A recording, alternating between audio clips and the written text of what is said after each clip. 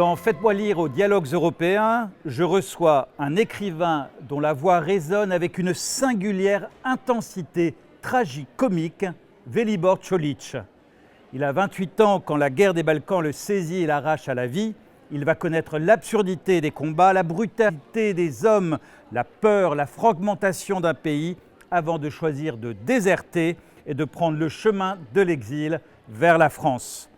Dans Guerre et pluie, son nouveau livre, il affronte cette histoire en face, la guerre, la maladie, le traumatisme, mais aussi la poésie, l'humour et l'amour. Parce que chez lui, la vie survit toujours. C'est un récit bouleversant, traumatisé et traumatisant, mais aussi drôle, mordant, parfois halluciné. Un livre qui parle de la guerre de Bosnie, mais nous ramène à l'Europe d'aujourd'hui, jusqu'à l'Ukraine, et vous verrez, jusqu'à Rennes. Bonjour Velibor. Bonjour. Guerre et pluie, excusez-moi, commence d'une manière étonnante, non pas par la guerre, mais par une autre maladie, celle de votre peau, ce qui est à la fois corporelle et à la fois symbolique. Pourquoi avez-vous choisi de commencer en posant votre personnage à Bruxelles avec cette maladie? D'accord, je explique rapidement. Je suis survivant d'une guerre qu'on a pensé, hélas, 3 fois hélas, qu'on a pensé que c'était la dernière guerre européenne, des guerres successives, nous le vivons, on se rappelle, Yougoslave, donc l'ère en Bosnie. Je suis écrivain, j'écris depuis quelques années dans la langue de mon exil, la langue française. Toute ma vie, c'est la littérature. Cette fois-ci, j'ai surestimé la littérature. J'ai cru, en écrivant, je serai guerrier de la guerre. Des décennies après ma guerre, je suis à Bruxelles, bien installé, je publie mes livres. Une maladie rare, très rare, on est 2 à Bruxelles à ce moment-là, sur 1 million, vous voyez la proportion.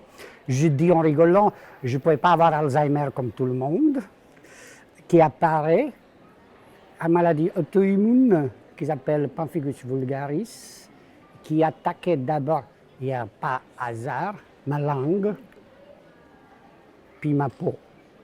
La peau et la langue, ce n'est pas n'importe quel organe, si vous êtes d'accord. Ça m'a ramené vers la première année de mon exil ici à Rennes, on racontera, où je ne pouvais pas parler parce que je ne connaissais pas la langue française, où je disais, je connaissais 3 mots français, Jean-Paul Sartre. Cette fois-ci, 27, 28, 30 ans après, je ne pouvais pas parler parce que j'étais malade. Et mon visage, c'est très laid. Allez pas sur Internet voir qu'est-ce que ça donne, Pemphigus vulgaris, c'est très très laid, pardon. Mais vos descriptions sont éloquentes. Hein. C'est monstrueux, j'étais le monstre, j'étais Elephant Man, j'étais celui-là qu'on cache si elle les invite à la maison, très visible. Maladie visible, c'est spectaculaire. Alors, la langue, l'homme qui ne peut pas parler, quelque chose de laid qui sort de moi, la médecine me soigne. La médecine n'a pas la réponse d'où cette maladie. Même je disais, j'ai la réponse. C'est le dernier coup de cette sale, très sale guerre qui est laide, qui est injuste et qui rend l'homme muet. Voilà, ça m'a ramené, ça m'a ramené tout au départ, à l'époque 28-29, maintenant il y a plus que 30 ans, l'époque où je me retrouvais dans une guerre de tranchées. Vous aviez 28 ans à l'époque, vous aimiez la musique, vous aimiez le rock, vous travailliez d'ailleurs dans une petite radio. Radio d'État, oui. Voilà, une petite radio, vous passiez de la musique, vous aimiez bien boire du Jolly Walker avec vos camarades, et puis est tombé. Comment s'est passé ce basculement dans l'irréalité qui a été très soudain? Écoutez, l'expérience d'une guerre, on ne peut pas le transmettre. J'ai grandi en Yougoslavie, je suis né en 1964, avec les grands récits sur la Deuxième Guerre mondiale, Maréchal Tito, tout ça. Ça, on écoutait comme tous les jeunes. Ça entrait par une oreille, ça entrait. J'étais très branché, je peux dire, comme beaucoup de ma génération, culture américaine, qui nous venait via le rock, le cinéma, comme ça. C'était une sorte de terre promise. Maintenant, c'est un peu moins, bien évidemment. Et rien ne me préparait. On n'est jamais. On peut faire toutes les guerres du monde, on peut lire tous les livres du monde, voir tous les Coppola, tout ce que vous voulez du monde. Rien ne nous prépare à accepter, à voir les chars, les canons devant nous. La guerre s'approche de ma petite ville, d'ailleurs j'ai écrit, mais c'est toujours abstrait. C'est tellement humain, donc tellement humain. Et la guerre, c'est pas un matin, c'est la guerre. La guerre, c'est maladie inconnue qui rongeait la peau de gens, de Yougoslaves, ni plus cons, si je peux mettre, ni plus intelligents que les gens ailleurs. C'est ça la tragédie, c'est le nous. Ça ronge la peau et ça ronge le regard aussi, Velibor. Bien parce sûr. que vous dites, quelques semaines après le commencement de la guerre, je et nous ne regardions plus le voisin comme nous le regardions avant. On commençait à dire, il est croate, il est bosniaque, il est serbe. Exactement, ça c'est pour la première fois dans ma vie. D'ailleurs, je n'ai jamais fait attention qui est quoi, et on s'en fout, serbe, croate, musulman, orthodoxe, juif, comme ça. Mais la guerre, c'est un fusil, mais la munition, c'est le nationalisme. Bien évidemment. Fusil vide, on peut l'utiliser comme vous voulez pour ponter le flair, pour battre les moustiques. Mais sans le nationalisme, la guerre n'existe pas. Les nationalismes yougoslaves, c'était la munition.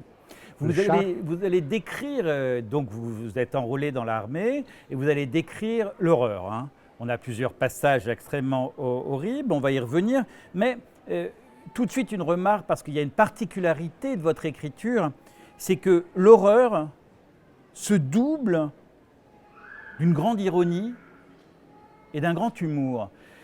Comment, dans quel esprit êtes-vous? Est-ce un esprit naturel que vous avez, ou est-ce dans l'acte d'écriture que vous balancez comme ça entre l'horreur et ce qui serait une défense que serait l'humour? Moi, je défends, je dis j'étais drôle déjà avant la guerre.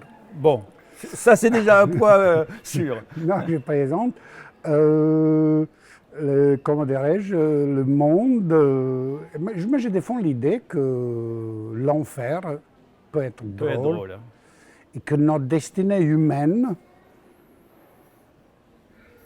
sont des sœurs siamoises de la tragédie et la comédie, encore avec deux têtes, la tragédie et la comédie.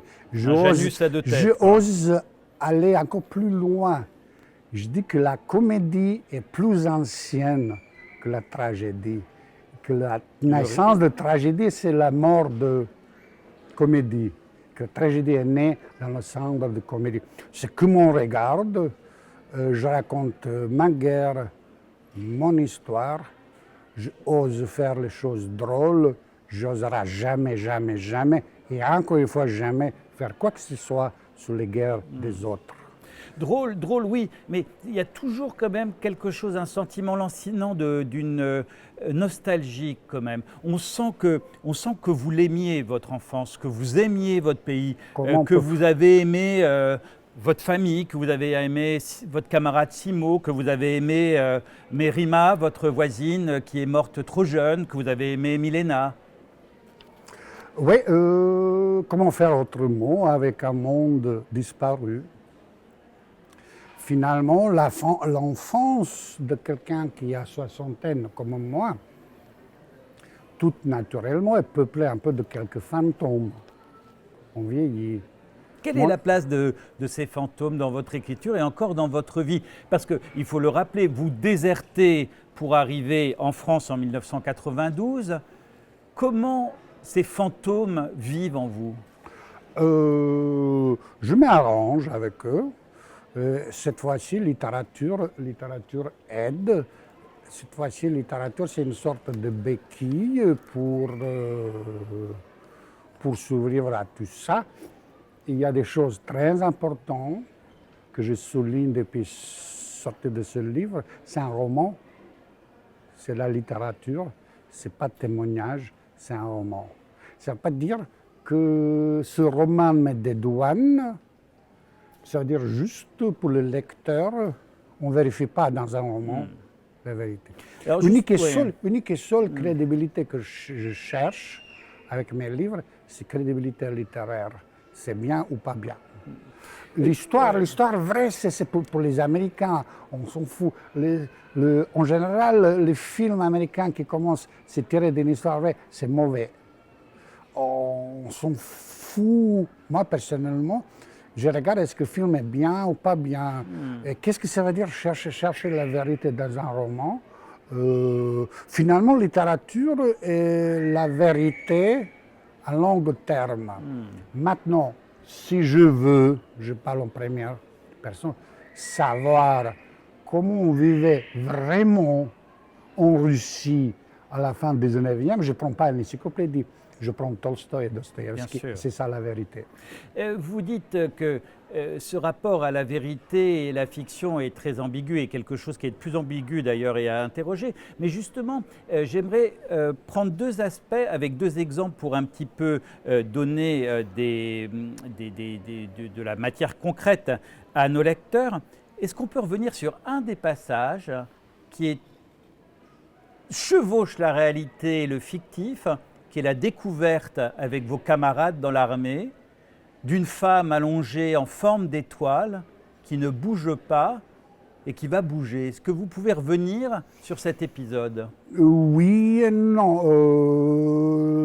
Car là, la fiction et la réalité se recoupent. C'est là où je commence à m'inquiéter sur ma consommation d'alcool et de substances. Il y a une consommation très importante d'alcool, ça devient même une sorte de schéma rituel. Il y a deux aspects que j'aimerais bien voir avec vous, la question de l'alcool pour vous et vos camarades, et un deuxième aspect qui est très peu abordé, voire jamais, mais que vous abordez beaucoup, sauf si ça vous dérange d'en parler, mais qui est un aspect dont vous parlez beaucoup, qui est la masturbation. D'abord, l'alcool, j'étais un mec, comme disait Colu, j'étais un mec normal. Je n'étais pas préparé de passer dans nos tranchées, de tirer, de recevoir le coup, de voir autant de morts. Je me suis rendu compte que c'est insupportable. 8 heures passées dans notre tranchée, on a une armée ancienne fédérale serbe qui est 10 fois plus puissante que nous, avec tous les canons, tout ce qu'ils ont hérité de l'ancienne armée fédérale. Insupportable. Je plonge vers la première chose qui est très accessible, bien évidemment. Toutes les maisons de paysans avaient de raki, de alcool comme ça. Oui. Et je sentais un soulagement, mais il y avait un autre problème. C'était doser son ivresse. Trop ivre, on devient la victime facile. Pour l'ennemi, oui. Comme disait mon très bon ami Mathias Hénard, il disait à la radio que j'étais France Culture, il dit la guerre, c'est quoi? Il prend d'abord les patriotes, que je trouve ça normal, tu es patriote, tu meurs pour le patrie. Et hélas, le deuxième, c'est des ivrognes. Donc je voyais les jeunes garçons mourir. Donc il fallait gérer l'ivresse. J'appelle ça ce froid métaphysique qui s'installe dans le corps. Vers 3 heures du matin où l'alcool part, où on regarde plus.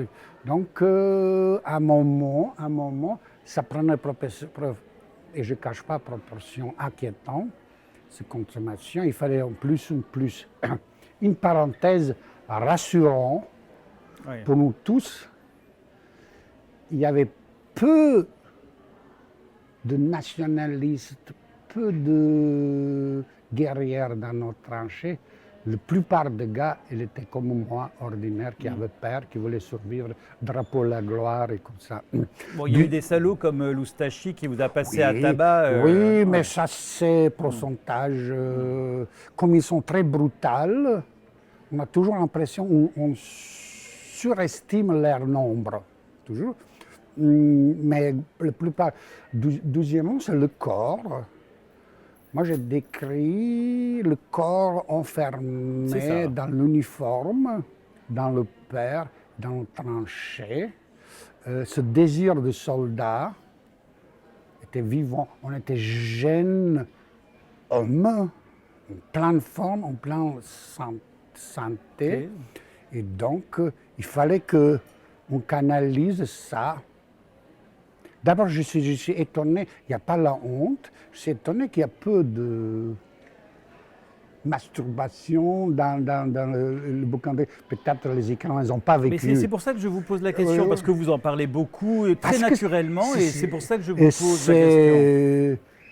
il n'y a rien de choquant si on accepte que ce sont des jeunes hommes enfermés qui essaient de s'échapper par alcool. C'est pression, c'est terrifiant. Et par les souvenirs, par le comme ça. Et ces orgasmes, j'appelais le triste. Un orgasme triste, oui. Triste de soldats, j'ai écrit parce que c'est la vérité. J'imagine les experts peuvent analyser, faire comme ça. Je suis que écrivain. J'ai décrit ça avec résignation et d'une tristesse, parce que c'était orgasme de condamner des gens, plupart condamnés à mourir dans les heures, dans les jours dans lesquels. Donc le corps essaye de s'échapper de ces situations-là. Donc je ramène tous mes observations sur la guerre vers le tranchée, vers le corps, vous voyez, ce soldat vers les voitures, il transpire beaucoup, il jouit, il a faim, il vomit comme ça, parce que c'est ça. Mourir pour la patrie, c'est ça. Vomi et la diarrhée. Ouais, diarrhée, bien Oui, évidemment. beaucoup aussi. Diarrhée, et ça donne les choses drôles aussi. Je raconterai le passage. Pendant de longues semaines, on mangeait soit de riz, soit de macaroni. Le riz et macaroni, c'était une sorte de masse collant blanc. Par un miracle, Ah oui, il y a un convoi italien. convoi italien qui Ouais. passe toutes les frontières, toutes les tranchées et qui arrive. Et j'attends même aujourd'hui, 30 ans après, une sorte de jouissance collective de tous les soldats. Yes, oui, ils arrivent et nous distribuent la nourriture italienne. Qu'est-ce que tu veux? Lasagne, bolognaise, comme ça. Camion se casse. J'attends un soupir énorme. Oh. Sur chaque barquette, c'était marqué 5 minutes au micro-ondes. On a essayé de réchauffer ça. Ça donnait la même masse, sauf rouge à la tomate. Donc, oui, je reviens. Oui, le corps. Oui, la jeunesse. Oui, l'orgasme. Oui, l'ivresse. Oui, l'esprit qui s'est échappé. Et les canons. Et l'officier con, si vous permettez, qui nous ramenait vers notre triste condition de chair à canon, tout en sachant, plus la guerre commençait, plus c'était évident que nous, on va perdre la guerre et que je veux mourir et qu'on a tous passé, puisque en face, je répète, en face, ancienne armée fédérale commençait, parce qu'on les emmerdait, si vous voulez, commençait à installer les canons, les tanks, machin, truc comme ça, les machines à broyer Vélibor, à la russe. Vélibor, Ouais. nous sommes ici au Champ Libre, qui se trouve juste à côté de la gare de Rennes. Oui, C'est ici même que vous avez déposé votre fardeau à l'été 1992, 22 août. le 22 août 1992 pour être précis. Qu'est-ce que ça vous fait d'être là? À chaque fois, d'abord la gare, elle n'était pas comme ça. Oui, elle est 92. avant Il les y a grands l'espèce travaux, de place, il y avait une crêperie comme ça. C'est les dates cruciales de ma vie d'adulte. Et c'est très, très, très bizarre. Je vois très bien les choses 1000 fois vécues, c'est une sorte de moment décisif pour moi. Je dis, cette fois-ci, c'est pas mon corps qui est devenu réfugié, c'est le moment où mon pauvre sac yougoslave, j'ai écrit ça, touche le sol français, que je regarde et que je découvre ma nouvelle terre, la France. Je dis toujours avec 3 mots, bien évidemment. Chaque visite à Rennes, je trouve le moment pour aller voir mon foyer de demandeurs d'asile. Hélas, le monde, depuis 1993, il n'est pas devenu plus intelligent. Même peut-être À l'époque, moins, on avait un immeuble. Maintenant, je pense qu'il y a 2, 3. Et à Rennes, pourquoi à Rennes?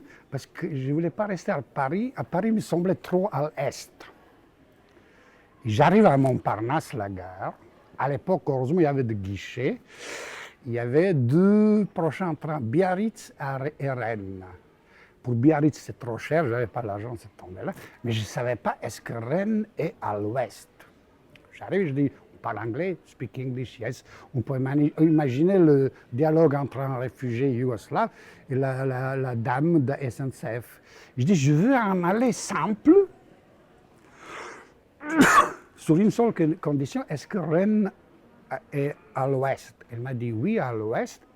Elle voit que je suis pauvre, c'est facile, la misère on ne cache pas. Il dit, mais monsieur, vous m'avez dit, monsieur, aller-retour, c'est moins cher. Non, aller simple à Rennes. Je suis à Rennes et ma nouvelle vie a commencé là. Je me suis senti comme avec tout le respect pour l'animal, bien évidemment, comme un tout petit à la gare de Rennes après-midi, la pluie, c'est rare, mais la pluie va commencer à tomber, comme un tout petit animal effrayé, l'homme effacé, et je sentis, plus que je savais, que je dois retrouver la verticalité de l'homme, long chemin, et que l'angle entre animal effrayé et l'homme vertical, je dois remplir avec la belle et ô combien compliquée langue française et avec la littérature française. C'est pour ça que vous décidez d'écrire en français. Ça faisait rire à tout le monde. Oui. Ça faisait rire à tout le monde parce que dans le foyer, on avait droit à quelques cours de langue française pour les débutants. Oui. Et la prof, notre prof Ninok, avec qui je salue, qui est reste encore, elle m'a dit, j'ai pas eu 2 réfugiés aussi gonflés comme toi, parce que je voulais accélérer. J'ai dit, on ne peut pas aller plus long. Pourquoi on parle anglais? Et je dis, je vais devenir écrivain français. Je faisais rire. Derrière cette scène que je décris, premier jour d'apprentissage de la langue française, on doit remplir les papiers comme quoi on est illettré. Et je dépose, et elle m'a dit, monsieur, vous avez mal fait. Oh, je dis, comment ça, nom, prénom? Et elle m'a dit, il y avait un petit encadré comme ça, votre projet en France, monsieur, vous avez écrit concours. Quel concours? Je dis, non, madame, j'ai écrit Goncourt. Elle m'a dit, de là, vous êtes illettré. Tout mon combat, toute tristesse, toute la joie, c'était retrouver avec 1000 épisodes. J'appelle ici à Rennes, j'ai plus ou moins une copine, je ne comprends rien. Je suis étonné que les êtres supérieurs et très intelligents comme femme voulaient avoir affaire avec moi, mais bon. Et elle m'a dit, à demain, on va chez Aurélie, disons, tu vas voir un cochon d'Inde. Je vais avec elle et je me suis dit, wow, quel monstre que ça va être, moitié cochon, moitié dinde. Moi, cochon d'Inde, ça me reste cochon d'Inde. Je vois le truc comme ça, il y a l'histoire lapin et le pain comme ça. Et pour finir l'histoire de la langue, en 2014, l'Académie française, les immortels pensent aux survivants parfois, me donne un prix, et pas n'importe quel prix, l'Académie française, prix pour le rayonnement de la langue et littérature française. J'étais très touché, j'allais sous la coupole, et je me rappelais cochon d'Inde, et il ne savait pas d'où je viens, il savait que je suis étranger, il savait que je suis étranger, que ce n'est pas ma langue natale, que j'écris, que je suis réfugié comme ça, mais il ne savait pas que je viens de très très très loin, que ça me permet de dire que dans la vie, il n'y a pas de petite victoire, toutes les victoires sont grandes. Que tout n'est pas écrit. Oui, et toutes les victoires sont grandes. Toutes les victoires sont grandes. Est-ce que vous pouvez encore être heureux? Je commence à comprendre à mon âge que déjà l'absence de malheur peut faire le bonheur. Oui, mais ça passe par étapes. Je suis d'abord devenu l'homme apaisé. Et de l'homme apaisé à l'homme heureux, il n'y a qu'un pas. Qu'un pas. J'ai fait énorme victoire. D'ailleurs, il faut dire que j'ai une belle histoire avec. J'ai vécu 11 ans à Douarnenez. J'ai dit toujours 11 ans à Douarnenez, c'est 27 années ailleurs. Parce qu'on voit double à Douarnenez. Et si je peux annoncer, oui, je peux annoncer, je suis l'unique homme qui a arrêté de boire à Douarnenez. Toutes mes félicitations. Et si vous connaissez... si vous connaissez Douarnenez... Si vous connaissez Douarnenez, c'est pas mal. Et si vous connaissez d'autres... Si vous voulez connaître d'autres anecdotes de la vie de Velibor Čolić, je vous invite à lire Guerre et pluie, paru chez Gallimard. Merci Velibor. Merci à vous. À bientôt. Kenavo. Salut à vous.